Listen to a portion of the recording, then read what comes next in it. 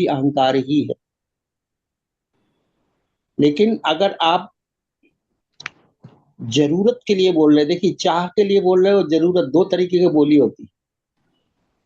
दो तरीके से हम बोल सकते हैं, या तो हम डिजायर से बोलते हैं या हम नीड से बोलते हैं। नीड बेस्ड जब आपकी वाणी होती है तो नॉर्मल कही जाएगी, उसे अहंकार नहीं कहा जाएगा। अहंकार तुम्हारे डिजायर को रिप्रेजेंट करता है, मन की चाह को अहंकार रिप्रेजेंट करता है। शरीर की रिक्वायरमेंट को नहीं। शरीर की रिक्वायरमेंट तो हर जीव में है, क्योंकि चलता ही शरीर उसी से। तो शरीर की रिक्वायरमेंट मतलब बॉडी नीड है। जब मन चाहता कुछ बॉडी नीड के अलावा, अच्छा आपका पेट भरा है, आपको आइसक्रीम की चाह है, तो क्या हो गई? ये डिजायर है, ये डिजायर है। या थोड़ी मिठाई खा लें, ये डिजायर है।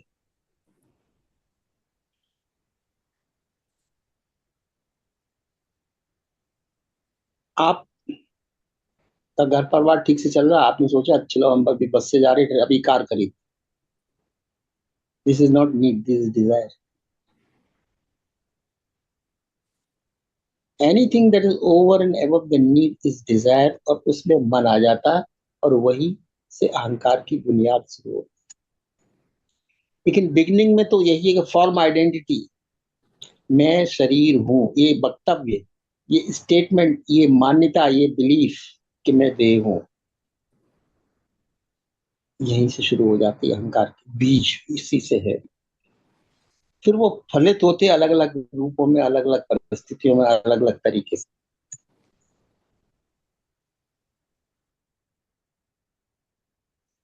और जैसे मैं कहता हूँ, देह धरे का दुख तो हर प्राणी को होए। हर शरीरधारी को शरीर के साथ जो दुख सुख लगे हैं वो होगा, नहीं तो देह ही ना होती।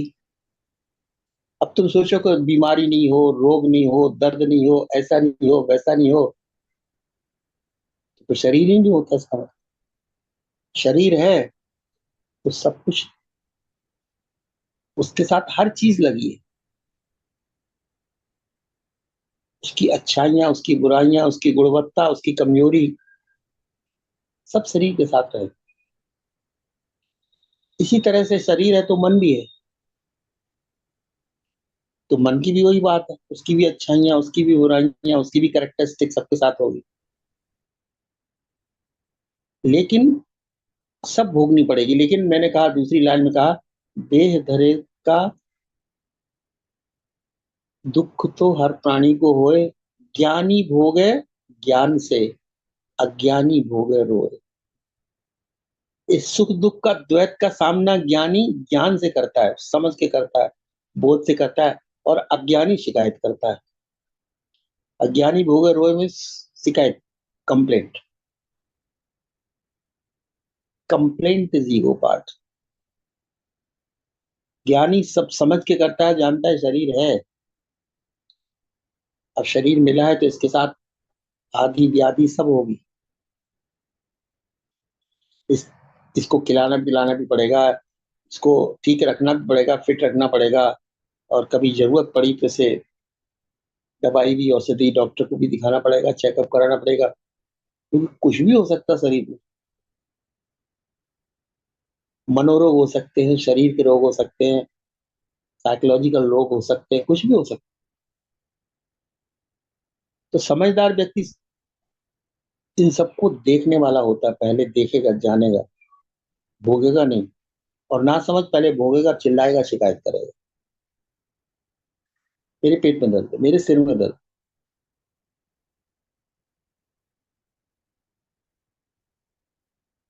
ये तो मोटा मोटा मैंने बताया। लेकिन जब वही व्यक्ति प्रौढ़ हो जाए, समझदार हो जाए, 40-50 साल उसने सर्विस भी कर ली, उसने देख भी लिया, फिर वो धीरे धीरे सोचता है कि जब तक देह में भाव है कि मैं शरीर हूं और मन हूं, समस्याएं खत्म नहीं हो सकती जिंदगी की। देह भाव ही बंधन है, और चैतन्य भाव ही मुक्ति है। परमात्मा ने तुम्हें दोनों दे के भेजा है। देह भाव का उपयोग करो जब देह की जरूरत है, चैतन्य का उपयोग करो जब चैतन्य की जरूरत है। तो ज्ञानी चैतन्य का उपयोग करता है, बोध का उपयोग करता है,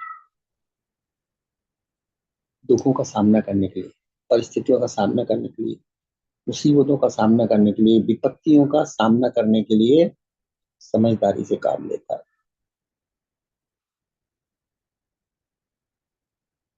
normal day to day language में जब कोई व्यक्ति शिकायत करने वाला हो, किसी किसी की आदत होती शिकायत की, हर छोटी बात की शिकायत, उसने मुझसे ऐसा बोल दिया, उसने मुझसे ऐसा बोल दिया, उसने मुझसे ऐसा कर दिया, मुझसे मेरा अपमान कर दिया, मतलब उसमें ईगो बहुत ज्यादा है, बहुत ज्यादा है, या टॉलरेंस बिल्कुल नहीं है। देह होगा, बर्तन होंगे, टकराएंगे, घर में हो या बाहर हो, लेकिन उसे टॉलरेंस नहीं। वो समझता है सब लोग मेरी इज्जत करें, मेरा मान करें, अपमान मुझे पसंद नहीं, सब सुने मैं बोलूं, मेरी बात दूसरे माने, मुझसे कोई कुछ ना कहे। लेकिन ये संभव नहीं दुनिया में, कहना सुनना तो चलेगा। तो अहंकार का अगर हम कहने जाएंगे तो स्टार्ट बिल्कुल सही है कि वाणी से अहंकार पैदा होता है। क्योंकि इच्छा तुम जाहिर करोगे तो वाणी का उपयोग करोगे कि नहीं, शिकायत करोगे तो वाणी का उपयोग करोगे, गाली दोगे तो वाणी का उपयोग करोगे, गुस्सा करोगे तो वाणी का उपयोग करोगे, लालच की लोभ की बात करोगे तो भी वाणी का उपयोग करोगे, टेम्पटेशन की जब भी बात होगी, ग्रीड की बात होगी तभी भी वही बात होगी।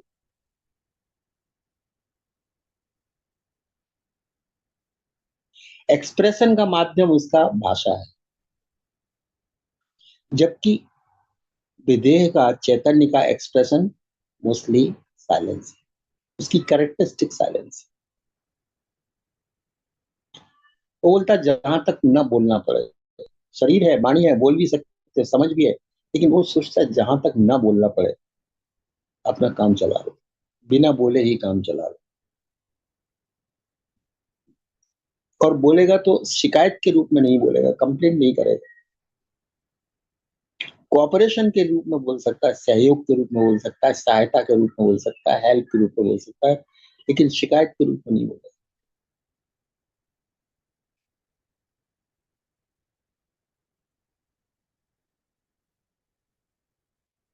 और जब हम कहते हैं जागरण का अर्थ क्या है, जब इच्छा नहीं, चाह नहीं, विचार नहीं और कृत्य नहीं, या इनके करने वाला मैं नहीं, चाहने वाला मैं, विचार करने वाला मैं, कर्म करने वाला मैं, जब इस तरह का भाव रहेगा तो ये अहंकार पर आधारित जीवन है।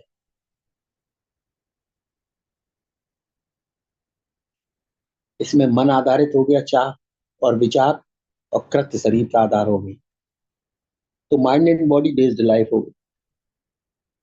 और जब mind and body based life रहेगी तो निश्चित कुछ हद तक, कुछ सीमा तक जरूरी भी है, क्योंकि इंसान को सर्वाइवल चाहिए सोसाइटी में, जिंदगी चलानी भी है, संघर्ष भी करना पड़ता है।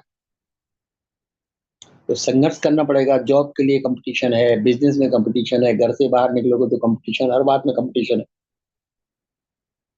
तो अगर कॉम्पीट करना है तुमको तो अपने आप को बेटर बनाना पड़ेगा, मजबूत बनाना पड़ेगा, स्ट्रोंगर बनाना पड़ेगा, कि आप जिंदगी की किसी भी रेस में फर्स्ट ना आए तो कम से कम पीछे तो ना आए, एकदम आगे ना रहे तो एकदम पीछे भी नहीं रहे। तो उस समय मैं की जरूरत है, मैं शरीर और मैं मन की जरूरत है। अपना करियर बनाना है, बेस्ट मार्क्स, हाईएस्ट मार्क्स लाना है, बेस्ट एडमिशन आना है इंस्टीट्यूट में, सब जगह मैं की जरूरत। लेकिन वो मैं शिका अगर ना आया फास्ट तो मैं शिकायत नहीं करेगा, वो सोचेगा कि मैंने जितनी मेहनत की थी उसका मैं फल मिला, वो फलाना बच्चा हमसे आगे कैसे निकल गया, वो करियर में आगे कैसे निकल गया, वो ऐसे, उसके पास जस्टिफिकेशन है, हो सकता है उसने हमसे ज्यादा मेहनत की हो सकता है उसकी स्किलफुलनेस ज्यादा हो हमसे, इंटेलिजेंस लेवल ज्यादा हो हमसे। वही एरोगेंट लोग जो बोलेंगे नहीं ऐसा कैसे हो गया, हो ही नहीं सकता, सबसे अक्लमंद तो क्लास में मैं ही था, उसको नंबर ज्यादा कैसे आ गए, कि ये इस टाइप का स्टेटमेंट आता है।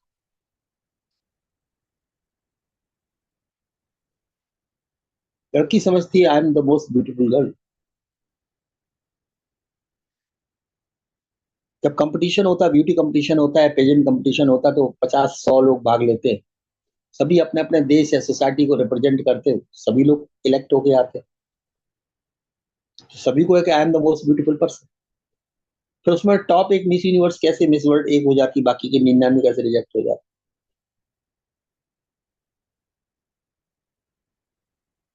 और जब रिजेक्ट होते तो हर रिजेक्ट वाला दुखी बोलते हम तो इतने ब्यूटीफुल थे, हमारे देश ने, हमारी सोसाइटी ने हमें चुना था, इतने अच्छे हमारे पास बोलने की शक्ति थी, समझने की शक्ति थी, जवाब देने की क्षमता थी, why I had not been selected for this. Anyway, अहंकार दर्द कब बन जाता है?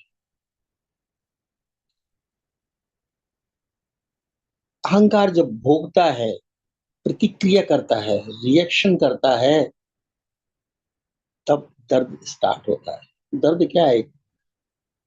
एक रिएक्शन है तुम्हारी, कुछ घटना घटी जो अनचाही थी, और अनचाही घटना ने तुम्हें रिएक्ट किया, अनुभव ही तो था।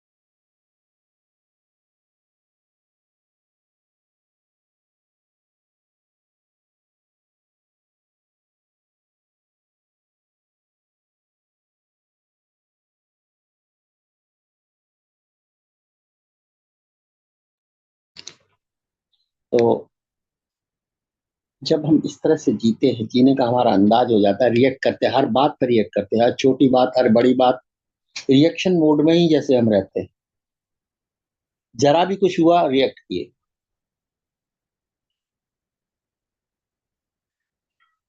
घर में हो या बाहर हो,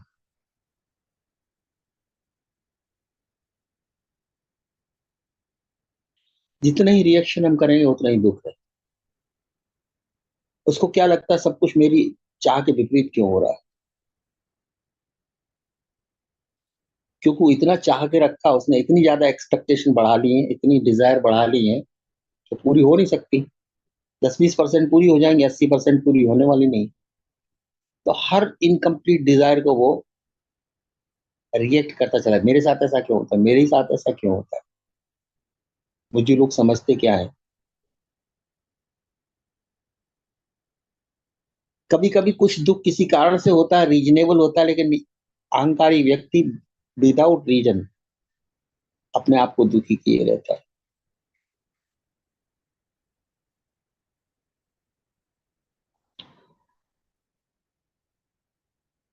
अहंकार का मतलब ये है कि शिकायत, कंप्लेंट, विक्टिम कार्ड खेलना, हमें लोग सताते हैं, हमारी बात नहीं सुनते हैं। तर्क में हमेशा अहंकार, वाद विवाद कौन करता है? घर में भी वाद विवाद होते हैं, आर्गूमेंट होता है, तो आर्गूमेंट करता कौन है? मैं सही हूं, आई एम ऑलवेज राइट। अहंकार का स्टेटमेंट है कि आई एम ऑलवेज राइट, और सामने वाला तुम्हारी सुन नहीं रहा, जबकि तुम सही हो और वो गलत है। अहंकार व्यक्ति सोचता है आई एम राइट, वो रॉन्ग है, लेकिन वो हमारी बात सुन नहीं रहा है, तो तर्क पर तर्क देता चला जाएगा वो।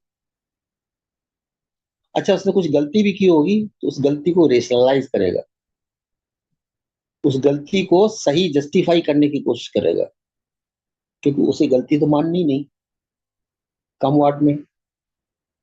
तो argument different different different kind के देगा, और वो उसके लिए आर्गुमेंट जीतना ज्यादा इंपॉर्टेंट है then the peace of mind. Mental peace उसके लिए इतनी इंपॉर्टेंट नहीं है, उसके peace to win the argument. अगर दो ऑप्शन आपको दी जाए कि भाई ये है घर में, तुम पीस चाहिए कि तुम्हारा आर्गुमेंट सही, ये बात चाहिए, तो इगोइक मोड वाला बोलता है आई एम राइट ऑलवेज। और ऐसा व्यक्ति पीस को तरजीह कभी देता ही नहीं है।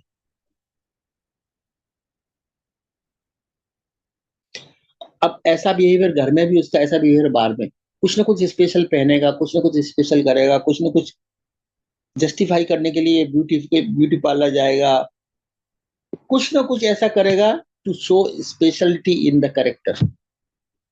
और हमेशा ऐसी चिंता में, how to look better, how to look beautiful, how to look different, how to look unique, कौन सी गाड़ी हमारी स्पेशल होनी चाहिए, हमारे हाथ में कौन सा मोबाइल स्पेशल होना चाहिए, ड्रेस हमारी स्पेशल होनी चाहिए, लास्ट पार्टी में पहनी वो इस दफा नहीं जानी चाहिए। लोग सब मार्क करते, देखते, क्रिटिसाइज करते, कमेंट करते, नो। कितनी पेरी फेरी जिंदगी की जी रहा है, कितनी सतह का जिंदगी वो जी रही, ऊपर ऊपर सरफेस। उसकी ऑथेंटिसिटी दूसरों के ऊपर है। दूसरे ने अगर क्रिटिसाइज कर दी तो उसे बुरा लग गया, दूसरे ने थोड़ी तारीफ कर दी, झूठी भी कर दी, तो वो खुश है। मतलब तुम्हारे होने का अस्तित्व जो है दूसरों पर आधारित।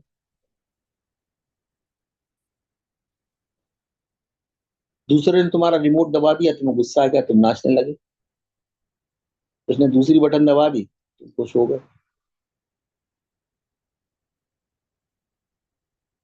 अहंकार मोड कभी भी शांति से जीने नहीं देता किसी इंसान।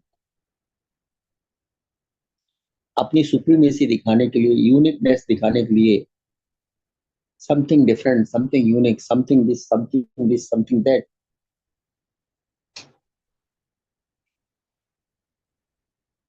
इसी में रहता वो।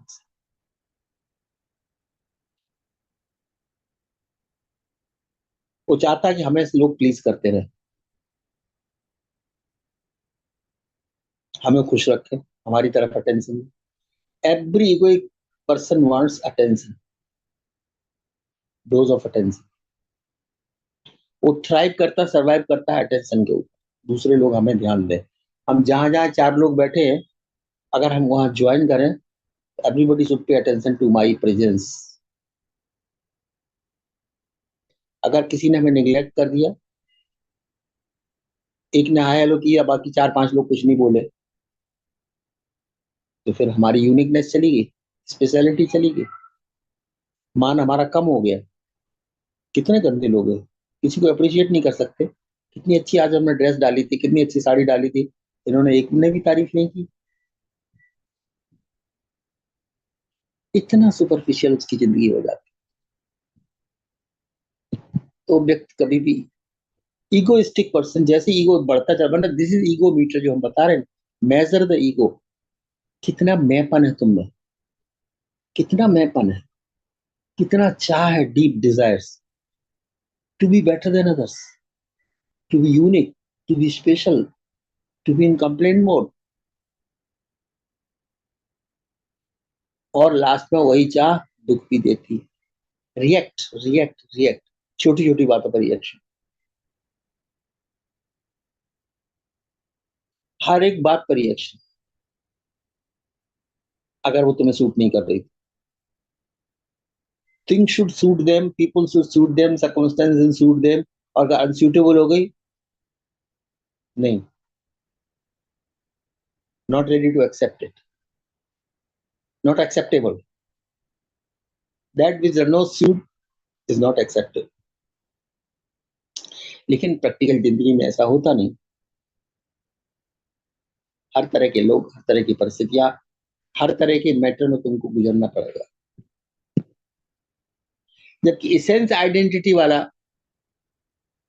इसेंस आइडेंटिटी का मतलब ये कि दृष्टा भाव, और फॉर्म आइडेंटिटी मीन्स दृश्य भाव, आकार भाव, दृश्य। और दृश्य टेम्परेरी होते हैं, सदा बदलते होते हैं, सदा बदलते होते हैं, मतलब ये इंसान कभी पीसफुल रह ही नहीं सकता। क्योंकि फॉर्म तो चेंज हो रहा है, शरीर भी चेंज हो रहा है, मन भी चेंज हो रहा है। अभी तुम्हारे मन का किसी ने कर दिया, थोड़ी बार मन फिर चेंज होगा, फिर तुम्हारे मन की चाहिए, और वो सारे टाइम तुम्हारे मन की हो ऐसा जरूरी नहीं।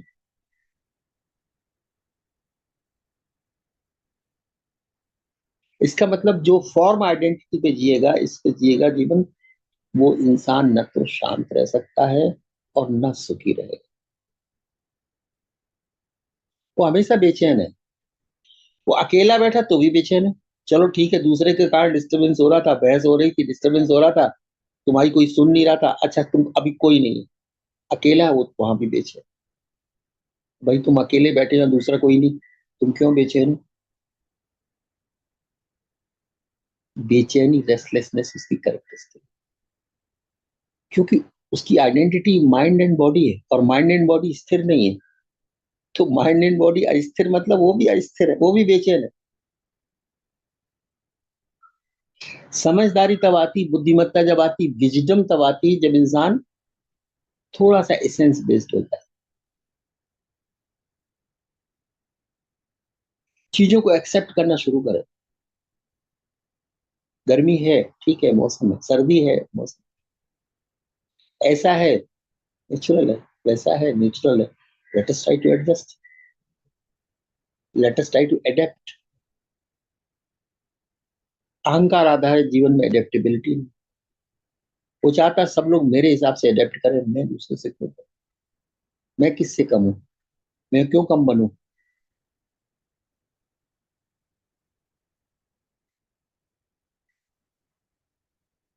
तो अगर आप निकालने चले जाएंगे तो there are 100 points you will find. और अपने आप जब एनालाइज करना, तो देखना क्या इनमें से कितनी चीजें जो हमारे अंदर मौजूद हैं। क्या हम जरा जरा सी बात से विचलित हो जाते हैं?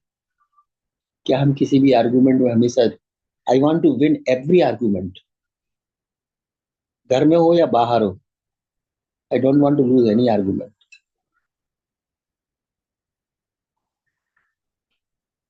आई एम ऑलवेज राइट, ये कितनों के मन में है? I am always right. जो ये कहेगा आई एम ऑलवेज राइट, वही तो आर्गुमेंट करेगा, हमेशा अपना जस्टिफिकेशन देता रहेगा।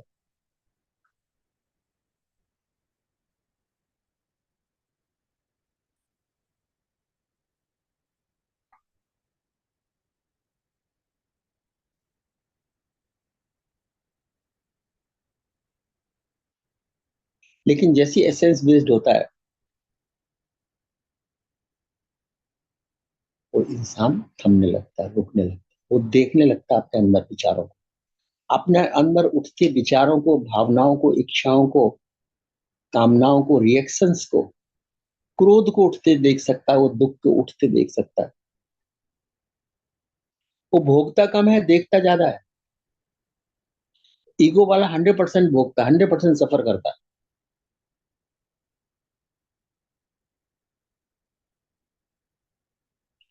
तो जब तुम्हारी आइडेंटिटी धीरे धीरे शिफ्ट होनी शुरू होती है, क्योंकि स्टार्ट तो सभी का बॉडी माइंड से ही होता है। इवन ज्ञान भी तुम्हें हो गया तो ज्ञान का भी अहंकार एक अलग है, हमने इतना ज्ञान अर्जित किया है, मुझे रामायण मालूम है, वेद मालूम है, गीता मालूम है, इतना डिस्कशन करते और इतने लोग, 1000 10 हजार लोग की भीड़ को हम सुनाते कथा। अब बोलो मेरा मान होना चाहिए कि नहीं? और ये 2 कौड़ी का पंडित कल से आया और मेरा अपमान कर रहा। हमें पदवी मिली हुई 1008 की, 10,008 की, पीठाधीश्वर हैं, महामंडलेश्वर हैं, और वो छोटा वाला मंडलेश्वर हमारी बेइज्जती कर रहा। कैसे सदेगा? साधुओं का भी अलग, मान अपमान की डेफिनेशन एक अलग चलती है, पॉलिटिशियंस की अलग चलती है। स्टेज पीछे क्यों दी हमें बैठने की जगह? छोटी सीट, नीचे वाली सीट क्यों दी? साधुओं में भी मान अपमान है। महानता, महान, कितनी महत्ता हमें मिल रही है, कितने बड़े महान थे हम। लेकिन जो बोध व्यक्ति, बोध में जी रहा होगा व्यक्ति, तुमने बुद्ध और महावीर भगवान को देखा 1008 10,008 लगाते हुए कभी? सोचो जरा।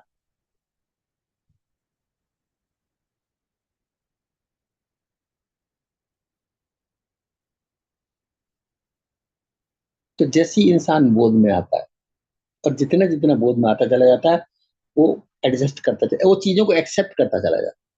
और जब हम तुमसे दो बातें कहते हैं, समर्पण और स्वीकार भाव। समर्पण का मतलब ये ईगो का भावना, मैं ही सब कुछ हूँ, मैं ही सब प्रॉब्लम सॉल्व कर लूंगा। प्रॉब्लम सॉल्व कर लो, क्या तुम तृप्त हो पाओगे अहंकार के साथ? तृप्ति मिलेगी कभी? संतुष्टि मिलेगी कभी? शांति मिलेगी? नहीं मिलेगी, कभी नहीं मिलेगी। तब इंसान समर्पित करता किसको? इस ईगो भाव को ही समर्पित करता है कि मेरी चाह, मेरी मान्यता, मेरी सोच, मेरी समझ अधूरी है। इससे जितना जीवन हमने जिया है, अशांति का जीवन जिया है। हे प्रभु, आप जो कर रहे हैं वही चाहिए। इसका मतलब जो खेल तुम्हारे चारों तरफ चल रहा है वही सही है। एक्स की मृत्यु हो गई, बोलता क्यों मृत्यु हुई? उसकी 40 साल की उम्र थी, उसके दो छोटे बच्चे थे। 30 साल की उसकी तो अभी शादी नहीं हुई थी, उसकी कोई उम्र थी मरने की? वो इस तरह से चीजों को देखता है, अपने उस आधार से देखता है। वो ये नहीं देख पाता कि जीवन मृत्यु उम्र नहीं देखती किसी की। कोई भी कारण बन जाता है उसकी मृत्यु का। तुम्हें पूरा खेल समझ में नहीं आ रहा, तुम्हें छोटा सा टिप ऑफ द आइसबर्ग दिखाई दे रहा, और उसी पे तुम अपना विद्वत्ता को झाड़े चले जा रहे हो, और उसी के ऊपर तुम रिएक्ट कर रहे हो।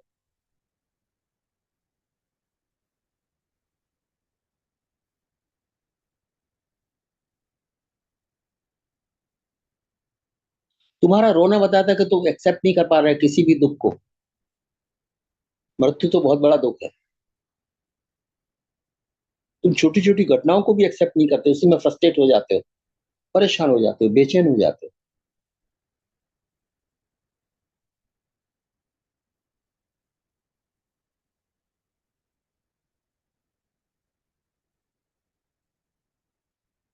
वही एक समझदार व्यक्ति, ज्ञानी हमने नहीं कहा, खाली अकेला ज्ञानी होगा पर्याप्त नहीं।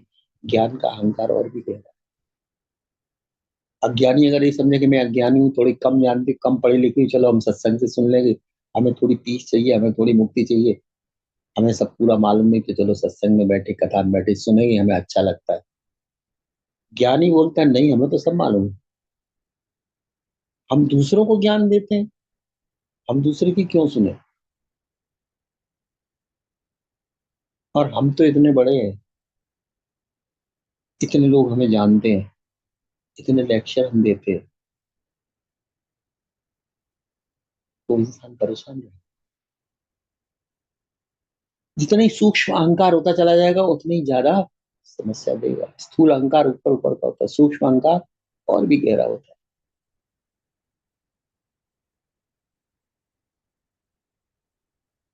और जब बात निरअहंकारता किया जाए, तो दृष्टा भाव से निरअहंकारता शुरू होती है। दृष्टा भाव का अर्थ ही है जाग जाना। जागे में जाग जाना। सोते में जब जागते हो तो सपनों के अनुभव कोई मीनिंग रखते हो? क्या कहते हो? सपने थे, ठीक है, अच्छे थे बुरे थे जो भी थे, लेकिन सपने ही तो थे। ऐसे ही तो कहो। सपने में भी तुम्हें बुरा लगता है, अच्छा लगता है, जो घटनाएं घटती, जो अनुभव तुम्हें होते, लेकिन जैसे ही जागते हो, ये क्या, जाने दो, सपने ही तो थे, क्या रोना उसके लिए, और क्या उसको एनालिसिस करना है बाद में। इसी तरह से जब तुम जाग जाते हो, इस जागने में, तब कहते हैं, जागने में जो हमें अच्छा बुरा लग रहा था ना, वो भी सपने से कुछ ज्यादा नहीं थे। सब अनुभव थे, और अनुभव रुकते नहीं, सब चले जाते हैं। अनुभव मीन्स दृश्य। दृश्य सभी झूठे हैं, दृष्टा मात्र सत्य है। अनुभोक्ता मात्र सत्य है, भोग सभी झूठे हैं, दृश्य सभी झूठे हैं, अनुभव सभी झूठे हैं। अनुभव अगर तुम्हें परमात्मा का भी कोई दिखाई भी दे, कोई दुर्गा दिखाई दे रही, कोई भगवान दिखाई दे रहे, कोई देवी देवता, वो भी अनुभव ही झूठा है। तुम सही हो, देखने वाले दृष्टा मात्र सही है, अनुभोक्ता मात्र सही है, तुमसे अन्यथा जो भी हो रहा है वो सब दृश्य है। जब ये बात समझ में आने लगती, तब जो अटेंशन वो शिफ्ट हो गया। अभी अटेंशन कहाँ था? मन और शरीर पर आधारित जीवन जी रहा था। ऐसा करना, वैसा करना, वहां जाना, वो हो जाना, ये। और जब शिफ्ट हुआ दृष्टा में, तब उसे समझ में आया। फर्स्ट टाइम उसने रियलाइज किया कि ये सब खेल है, ये सब परमात्मा का खेल है। जन्म भी उसी का और मृत्यु भी उसी की। मेरी चाह से न तो जन्म हुआ था और न मेरी चाह से मृत्यु हुई। तो फिर जीवन में मैं अपनी चाह कितनी एक्सरसाइज कर सकता हूँ? 10%, 20%, 25%, 100% तो नहीं चलेगी।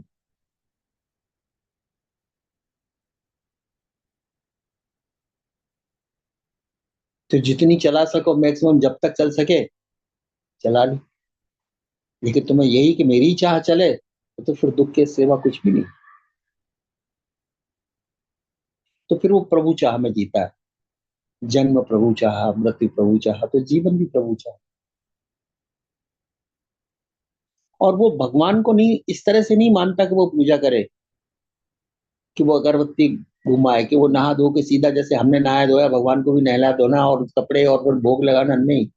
वो कहता है जो कुछ घटित हो रहा है चारों तरफ, वो ईश्वर का ही कारण तो है। इस चंद्रमा का, सूरज का मूवमेंट, चंद्रमा का दिन निकलना, रात निकलना, पृथ्वी का घूमना, ये सब उसी का ही तो खेल है। और ये खेल कितना एक्यूरेट है, कितना प्रिसाइज है, कि लाखों साल से चल रहा है, इसमें कोई गड़बड़ नहीं। समुद्र में से बूंदों का उठना, बारिश का बनना, जंगल का आना, मैदान में बरसना, अन्न पैदा होना, जीव पैदा होना, और जीवन कैसे चल रहा देखो जरा। कोई चलाने वाला नहीं दिख रहा और जीवन चल रहा। See the law of universe कितना एक्यूरेट है, कि जो लाखों साल से भी नहीं बदला। इंसान के तो 2 दिन में बदल जाते सब नियम और विचार। तब फर्स्ट टाइम उसे ये लगता है कि परमात्मा को स्वीकार करने का अर्थ ऐसा है, मानो मत, मानना और पूजा करना वो व्यर्थ है, वो ढोंग है। उसके परिणामों को स्वीकार कर लो, कि जो कुछ हो रहा है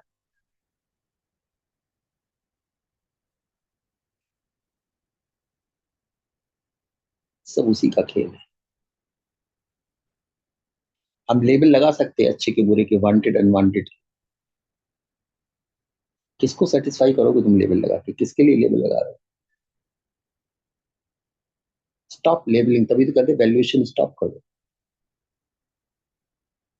ठीक है, जीने का एक अंदाज होता है। जब उम्र तुम्हारे साथ होती, शरीर साथ होता, शरीर में शक्ति है, मन में भी शक्ति है, विल पावर भी है, मनी पावर भी है, तो तुम वैसे चलते चले जाते हो।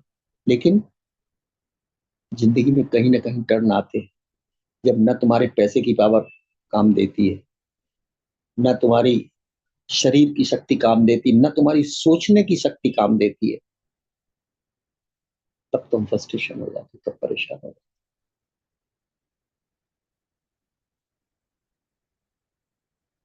जब तुम्हारा कोई सगा लगा जीवन से संघर्ष कर रहा है हॉस्पिटल में, तब तुम कहते नहीं, हॉस्पिटल अच्छा नहीं, बड़े डॉक्टर को बुलाओ, दूसरे हॉस्पिटल स्पेशलिटी को ले आओ।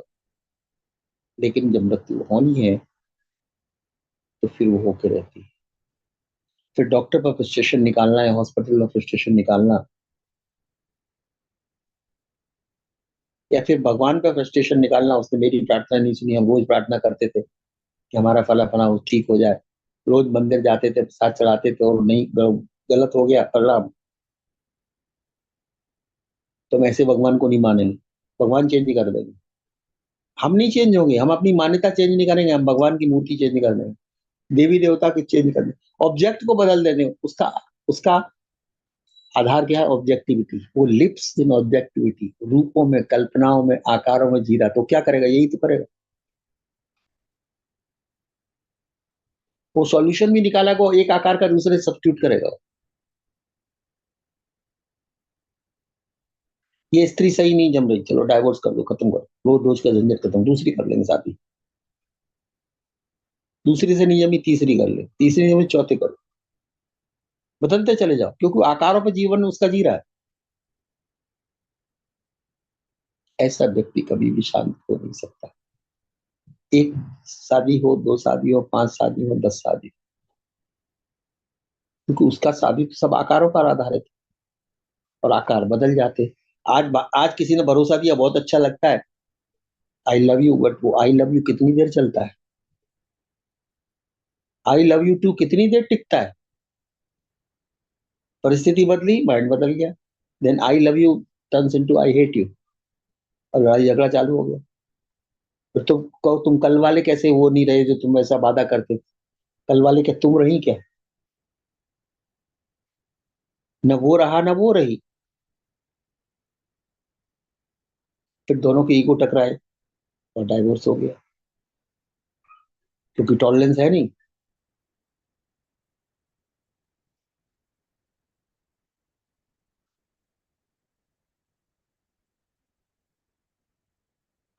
उसी अवस्था में मैंने बोला जागरण को उपलब्ध व्यक्ति समझ जाता है ये ईगो आधारित जीवन दुख देगा, आज भी देगा, कल भी देगा, परसों भी देगा, बरसों देगा, बुढ़ापे में देगा, जवानी में देगा, घर के साथ देगा, दोस्तों के साथ देगा। तुम जहां रहोगे वो तुम्हें दुखी रखेगा। अगर जीवन में सुख शांति चाहिए, यही तो पेन बॉडी है। ईगो को हम पेन बॉडी क्यों कहते हैं? वाकई में ईगो ना हो या कम हो तो पेन है ही नहीं तुम्हें कुछ, कोई दुख नहीं है। फिर तुम कहोगे दुख फिर आनी जानी घटना है, पासिंग क्लाउड है, सबको आते हैं। एक कॉमन क्राइटेरिया है, तो सबको आते हैं, तो नहीं क्यों दुखी हो जाए? Take it lightly, don't take it seriously, letting it go. Either letting it go और टेक इट लाइटली। अगर लेना ही है तो बहुत हल्के में लो, नहीं तो जाने दो, that's only way, let go. तो जब तुम बोध में समझदारी में जीते हो तब तुम लेट गो का फॉर्मूला या तो चलाते हो, या take the things, take the people lightly, don't take them seriously. इस फॉर्मूले पे आ जाते। अच्छा, अब जितना ज्यादा ईगो होगा वो ईगो क्या करेगा? मैंने पर्सनल से बताया था, उसको पेन चाहिए, एक्स अमाउंट पेन। अब उसका वो हर बॉडी को खाना, जैसे हमारी ये बॉडी, इसको खाना चाहिए, पेन बॉडी को खाना चाहिए, लेकिन पेन बॉडी का खाना क्या है? पेन। तुम्हारा आहार है वो जो हम लोग खाते हैं, पेन बॉडी का आहार है पेन। तो वो कहीं ना कहीं पेन पिकअप करेगा, तभी तो उसका खाना होगा, तो झगड़ा करेगा, बात बात में झगड़ा करेगा, इधर उधर सबसे झगड़ा करेगा, जो मिल जाएगा उससे झगड़ा करेगा, क्योंकि उसकी अंदर की जो ईगो है उसको चाहिए ना खुराक। कहाँ से पूरी होगी? सुख से हो नहीं सकती, शांति से हो नहीं सकती, पेन से हो सकती। ही और she is going to engage with somebody in a painful argument। 2 घंटा खूब झगड़ा कर लिया, तू मैं हो गई, वो उधर चला गया, वो उधर चली गई, नहीं बोलेंगे आज, इतना अपमान किया, इतना बुरी तरह से मेरे साथ, इतनी अभद्र भाषा में इतने शब्द कहे, नहीं रखना इस इंसान से रिश्ता ज्यादा। हो गया था, क्योंकि पेन बॉडी भर गई तुम्हारी पेट पर, पेन बॉडी का पेट भर गया, दोनों साइलेंट हो गए। अब फिर 2 घंटा, 4 घंटा, 6 घंटा, एक दिन, 2 दिन, धीरे धीरे चीजें फिर नॉर्मल हो गई। फिर नॉर्मल हो गई, अब फिर पेन पेन बॉडी को पेन चाहिए, भूख तो लगेगी ना। तुम्हें दिन में 2-3 दफे लगती है पेन बॉडी को, हो सकता है 5-6 दिन लगे, 5-6 दिन के बाद तो वो भी खाना मांगेगी। और अगर सामने कोई नहीं देखेगा तो तुम फिर क्या करोगे? अपनी मेमोरी से वो फूड ला रहे, उसने उस दिन ऐसी बात कही थी मुझसे, उसने गाली दी थी, मेरा अपमान किया था, आने दो नेक्स्ट टाइम, मिलने दो। You will pick the pain from the memory. और कभी कभी तो बिल्कुल इमेजिनरी पेन होते हैं, जो घटना घटी नहीं वो भी इमेजिनेशन में लेके आके पेन तुम दे दोगे अपने आप को, बिकॉज उसको तो डोज चाहिए। कल्पना से मिले, मेमोरी से मिले या सामने मिले practical, it survives and it thrives on pain and suffering. बात शांति की करेगा लेकिन काम पेन की करेगा। और ये कमोबेश सब में रहती पेन बॉडी। इसीलिए कहते हैं जब इसको ऑब्जर्व किया जाए पेन बॉडी को, तब तक ये कभी भी एक्टिवेट नहीं होती। Unobserved pain body can never make you suffer. जैसी तुम्हारी नजर वहां से हटी वो एक्टिव हो गई। Observed mind and observed body can not commit mistake.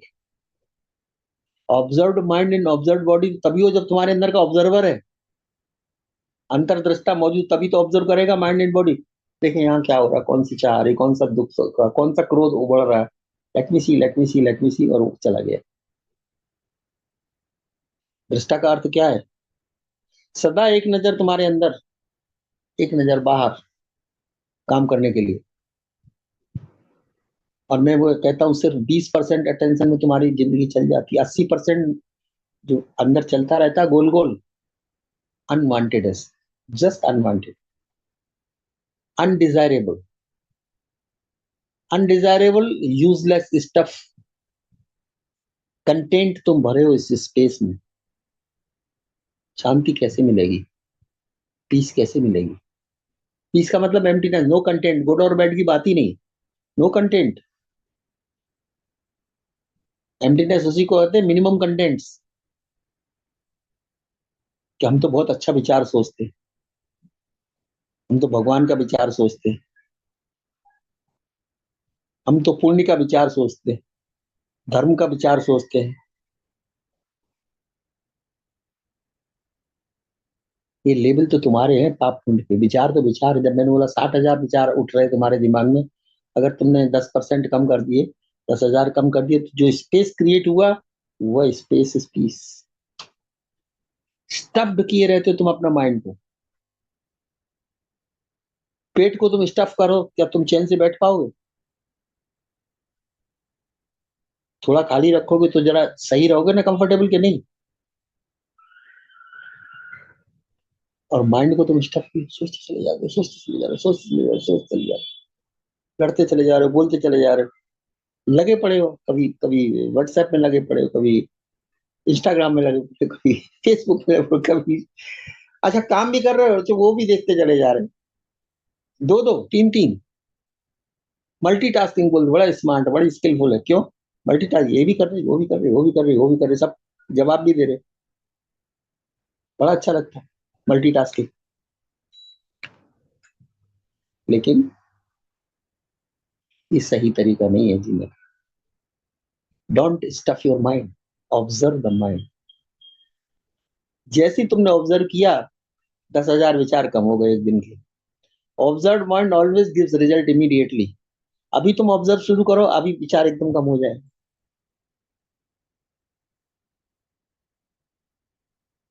Meditation में पीस क्यों मिलती? ये ऑब्जर्वेशन थोरो हो जाती।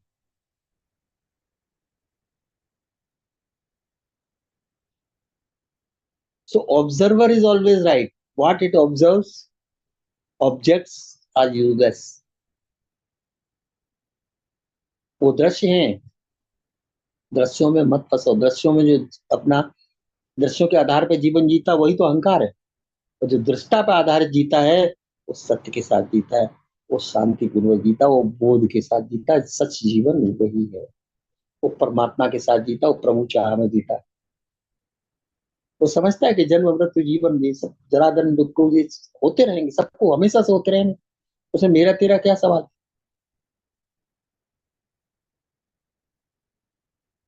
इसलिए वो, जैसी तुम दृष्टा में आओ तो तुम दृष्टा और दृष्टा का संबंध किसी से होता नहीं। असंगो हम, असंगो हम, असंगो हम, पुनः पुनः, ये स्टेटमेंट है दृष्टा का। बोलता मैं तो प्योर कॉन्सियसनेस हूँ, किसी के साथ नहीं, कोई मेरा नहीं, कोई रिश्तेदार नहीं है मेरा। आकारों के रिश्तेदार होते हैं, मैं असंग भाव हूं, किसी के संग नहीं।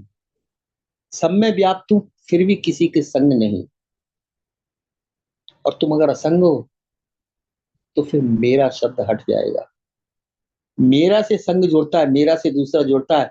मेरा चाहे शरीर से जुड़ो, या मेरा चाह से जुड़ो, या मेरा विचार से जुड़ो, या मेरी सोच से जुड़ो, मेरा से तुम जुड़े हो, तुमने संग भाव डेवलप कर लिया। संग भाव दुख देता है।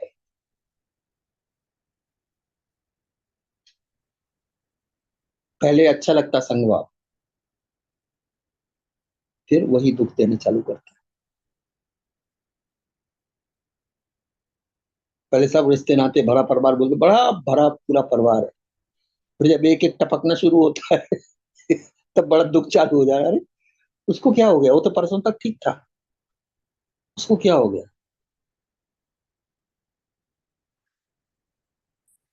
तुम अपनी डेफिनेशन से जी रहे थे भरा पूरा परिवार सुख की निशानी, नहीं, परमात्मा की नजर में नहीं।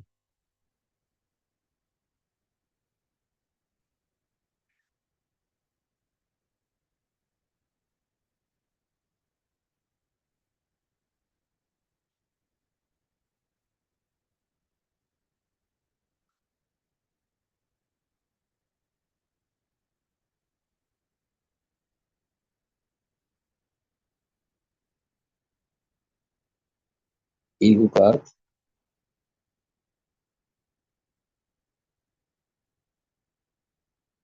Mind and body identification, car identification.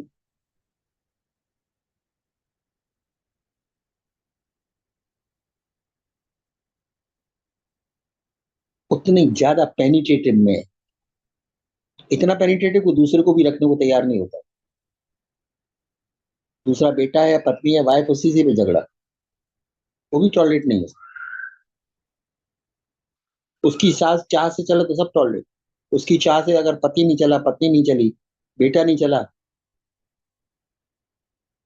नहीं जमेगा। तो जब बोध का अर्थ दोबारा से जागना, मतलब essence based life, truth based life, सत्य पर आधारित जीवन। बिकॉज वही सत्य है। जगत मिथ्या मीन्स, जगत आकारों का जगत मिथ्या है। सत्य निराकार ब्रह्म सत्य है। तुम्हारे अंदर जो दोनों तत्व है, आकार और निराकार, तुम दोनों को लेके जी रहे। ठीक है, आकारों का भी उपयोग करो, आकारों का भी, लेकिन 20% कर लो, या तुम 40% कर लो। अगर बैलेंस तुम्हारे फेवर में है, 60% दृष्टा भाव है और 40% भोक्ता करता भाव, तो भी तुम्हारी जीवन मोरलेस सुखी रहेगा। क्योंकि दृष्टा तुमको रेगुलेट करता रहेगा, तुमको बैलेंस करता रहेगा, तुमको ऑफ बैलेंस जिंदगी में जाने नहीं देगा। लेकिन अगर भोक्ता भाव 50% से ऊपर हो गया, दृष्टा नीचे रह गया, फिर नीचे दृष्टा होता नहीं, नीचे तो फिर ज्ञाता होता है बस।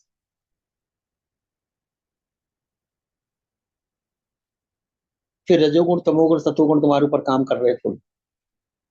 फिर तमोगुण हो जाएगा तो आलस आ जाएगा, रजोगुण हो जाएगा तो एक्टिविटी आएगी, क्रोध भी हो जाएगा, मारा मारी भी हो जाएगी। सत्वगुण तुम पूजा करते हो थोड़ी देर के लिए, माला फेरते हो तो थोड़ी टाइम के लिए रहता, शांति रहती, लेकिन वो क्या है, कोई चीज टिकाऊ तो होती नहीं फॉर्म में। अभी शांति, थोड़ी देर में किसी ने कोई खबर कह दी तुम्हें आके, माला वहीं छूट गई, तुमने ज्वाइन कर ली वो पार्टी, वो आर्गूमेंट। मतलब आकारों में तुम्हारा टेंशन फिर आ गया। माला के टाइम थोड़ा तो भगवान के नाम पे था, फिर आकारों में आ गया। तो तुम परेशान तभी होते जब आकार आधारित आधारित तुम जीवन जीते हो। इसी को दृष्टि कहते हैं। तुम कहाँ से बोल रहे हो, अगर मन के आधार से तुम कोई चीज को बात कर रहे हो, वो एक तरह का जीवन है जो अभी तक जिया सबने, कि मैं ये हूँ, ये मेरी आइडेंटिटी, ये मेरा नाम है, मेरा परिचय, ये मेरी पहचान है, मेरी भाषा है, मेरा खाना, ये मेरा तौर तरीका रहने का, सुनने का, बोलने का। कंडीशनिंग जो तुमने की या समाज ने की तुम्हारे साथ अभी तक की जितनी कंडीशन, ये एक तरीके से संसार को देखना। फिर दूसरे तरीके से तुम दृष्टा बन गए। अब हम जितना संसार को देखते हैं उससे ज्यादा अपने मन को देखते हैं। हम संसार को एक्सेप्ट कर लिया, देखने की जरूरत भी नहीं, जैसा है, जो है। इसमें ही से हमें गुजारा करना है, इसमें ही से हमें जीवन निकालना है, इसमें से हमें शांति पूर्वक जीवन जीना है। जमाना ऐसा आ गया, लोग ऐसे हो गए, फलाना ऐसा हो गया। कुछ नहीं, एक्सेप्ट कर लो। हमेशा से ऐसा होता रहा, परिवर्तनशीलता हमेशा से रही। अपरिवर्तनीय कौन है तुम में? कौन है अपरिवर्तनीय? वही तुम हो। परिवर्तनों को नोट करने वाले, परिवर्तनों को जानने वाले अपरिवर्तनीय। तुम जब तक